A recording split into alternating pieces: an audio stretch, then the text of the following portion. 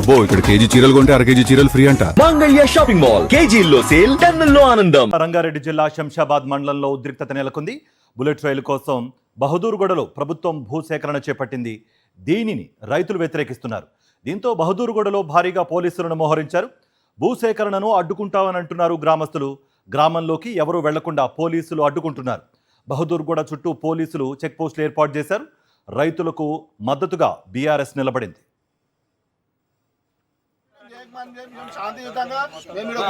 అంటే court order ఉన్నప్పుడు కూడా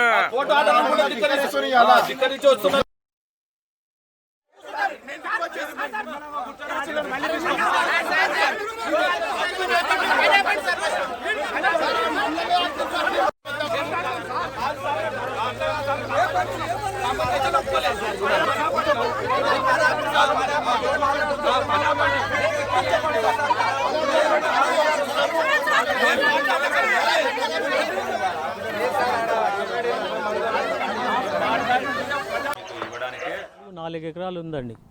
ఆ 4 ఎకరాల భూమికి మొన్నటి వరకు కొంచెం ప్రైవేట్ వ్యక్తులు కబ్జా చేయడానికి దుండగులు వచ్చి చాలా ప్రయత్నం చేశారు. ఆ తర్వాత నాకు కోర్టు ఆర్డర్ ఇచ్చింది, ఇంజెక్షన్ ఆర్డర్ ఇచ్చింది, స్టేటస్కో ఇచ్చింది, నాట్ ఇంటర్ఫేర్ పోలీస్ అని ఇచ్చింది, నాట్ ఇంటర్ఫేర్ రెవెన్యూ అని ఇచ్చింది. అవన్నీ ఉన్న తర్వాత కూడా నా మీద దౌర్జన్యం చేసి ఆ రోజులలో ప్రైవేట్ వ్యక్తులు చేసి ఈరోజు పోలీసు వాళ్ళు చేస్తున్నారు. అక్కడ ఉన్న ల్యాండ్ దగ్గర పెద్ద పెద్ద 50 ఏళ్ళు 60 ఏళ్ళు చెట్ల సీనియారిటీ ఉన్న చెట్లని కోసేస్తున్నారు. మంచితనంగా చెప్తున్నాను, మీరు తొందరగా దాన్ని చెట్లను ఆపాలి. మీరు ల్యాండ్ తర్వాత సమస్య మీరు ఏమైనా చేయండి, ఫస్ట్ మొక్కలు కోయొద్దు. అది చూడండి, మీరు ఏం చేస్తున్నా మా పోలీసు లోపలికి వదలడానికి లేదు. మా కారు ఇక్కడే ఆపేసిండ్రు, ఒక మనిషిని పంపిస్తట్లేరు. మీరు చూడండి, ఇది లేకపోతే చాలా దౌర్జన్యంగా.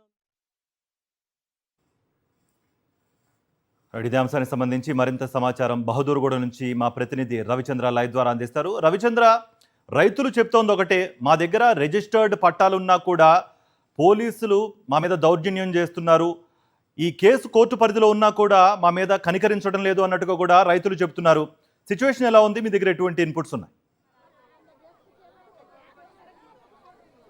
కార్తిక్, శంషాబాద్ ఎయిర్పోర్ట్ పక్కన బహదూర్గూడ గ్రామం ఉంటుంది. ఈ బహదూర్గూడలో ఉన్నటువంటి ఒక భూముల్ని భూసేకరణ కోసం ఇక్కడ బుల్లెట్ ట్రైన్ కోసం ఇక్కడి నుంచి స్టార్ట్ అవుతుంది. అంతేకాకుండా ఇక్కడ మెట్రో రైలు కోసం కూడా భూసేకరణ చేపట్టింది ప్రభుత్వం. ఇక్కడి నుంచి బస్ టెర్మినల్ కూడా ఏర్పాటు చేసేందుకు భూసేకరణ చేపట్టింది ప్రభుత్వం. అయితే 650 ఎకరాల భూసేకరణ ప్రభుత్వం చేపడుతుంది. ఇక్కడ మాత్రం ఆ గ్రామస్తులు మాత్రం ఎట్టి పరిస్థితుల్లో మా భూమి మాకే కావాలి ఇక్కడ అంటూ చెప్తున్నారు. చెప్పమ్మా. మాకు కావాలి సార్, మాకు ఏది వద్దు, మా భూములు మాకు కావాలి.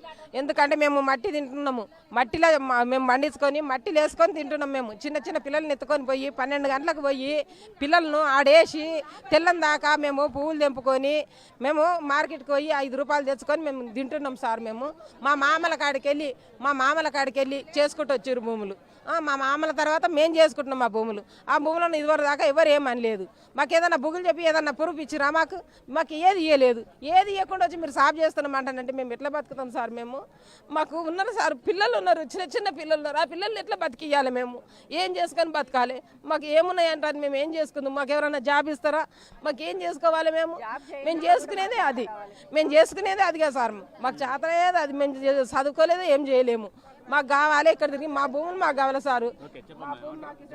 జాబ్ చేయడానికి మాకు శాతం అవుతుందా సారు? చిన్న పిల్లలు, నా మన్మరాండ్లు, నా పిల్లలు చిన్నగా ఉండ్రు. మంచిగా మాకు మా భూమి మాకు కావాలి సారు. మేము భూముల మీద బతుకుతున్నాం, పూలు తెంపుకోలేదు సారు. ఆ జమానా నుంచి కంచె ఉండే సార్, ఈ కంచె మొత్తం సాఫ్ చేసి మా తాతలు కూడా ఈడికెళ్ళే ఉన్నారు.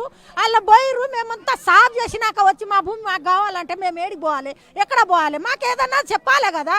ముందు ఒక 2-3 సార్లు నోటీస్ ఇవ్వాలి, అడగాలి. అడిగిన తర్వాత వచ్చి ఇట్లోటి దరదం చేస్తే ఏమో న్యాయం ఉంటుంది. ఇది న్యాయమేనా సార్? ఇది మేము ఏడిపోవాలి?